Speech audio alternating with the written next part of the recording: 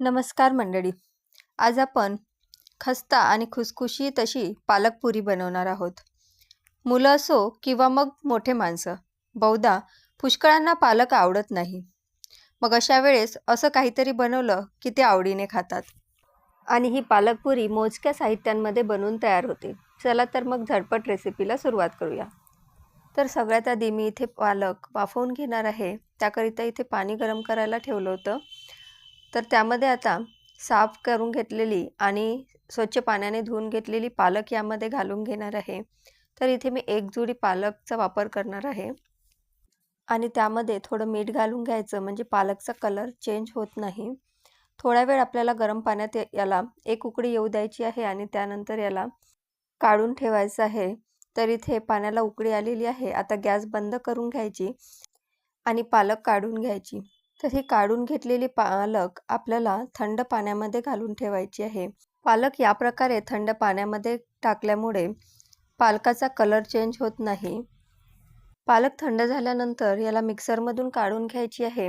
तर मी इथे मिक्सरच्या बाउलमध्ये पालक घालून घेत आहे आणि त्याचबरोबर मी यामध्ये 5 ते 6 लसणाच्या पाकळ्या, 3 ते 4 हिरव्या मिरच्या आणि भरपूर कोथिंबीर घालून याला मिक्सरमध्ये फिरवून घेणार आहे. आता हे मिक्सरमध्ये फिरून मी या प्रकारे त्याची प्युरी बनवून घेतलेली आहे. आता आपल्याला पुरीची कणिक मळून घ्यायची आहे. तर त्याकरिता मी ही प्युरी एका परातमध्ये काढून घेत आहे. त्यानंतर मी यामध्ये मीठ, हळद आणि जिरेपूड घालून घेतलेली आहे. तर सॉरी, हा व्हिडिओ माझा शूट नाही झालेला आहे, तर तो मी दाखवू शकत नाही. त्यानंतर मी यामध्ये 1 चमचाभर तीळ घालून घेतलेला आहे आणि पाव चमचा ओवा मी हातावर या प्रकारे क्रश करून घातलेला आहे. आता यामध्ये चवीनुसार तिखट घालून घ्यायचं आहे. तुम्हाला जेवढी आवश्यकता असेल तेवढी, कारण आपण यामध्ये मिरच्यासुद्धा घातलेल्या आहेत. त्यानंतर यामध्ये पीठ घालून घ्यायचं आहे.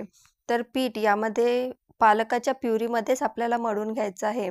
त्यामध्ये जेवढं बसेल तेवढंच आपल्याला घालायचं आहे. आणि ही पुरी खस्ता होण्याकरिता यामध्ये मी 2 चमचे रवा घालून घेतलेला आहे. आता हे पीठ आपल्याला मळून घ्यायचं आहे. ज्या प्रकारे आपण पोळीकरिता पीठ मळून घेतो त्या प्रकारे हे पीठ मळून घ्यायचं आहे.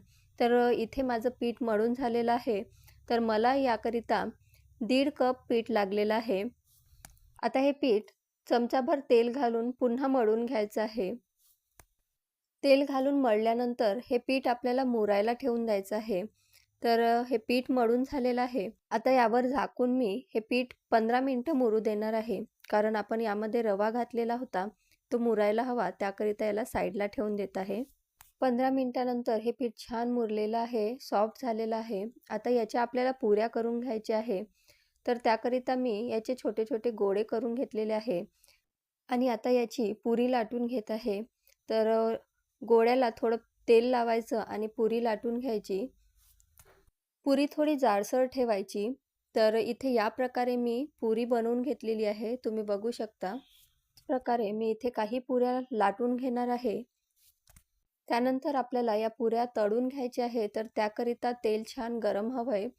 तेल छान गरम झालं की पुरी त्यामध्ये घालून घ्यायची आणि तिला झाऱ्याच्या साहाय्याने असं दाब देऊन पुरी तयार करून घ्यायची, म्हणजे ती छान फुगते.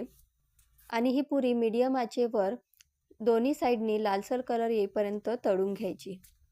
तर इथे तुम्ही बघू शकता, मस्त टम्म फुगलेली अशी पुरी इथे बनवून घेतलेली आहे मी आणि हिला आता काढून ठेवून बाकी पुऱ्यासुद्धा याच प्रकारे तळून घेणार आहे.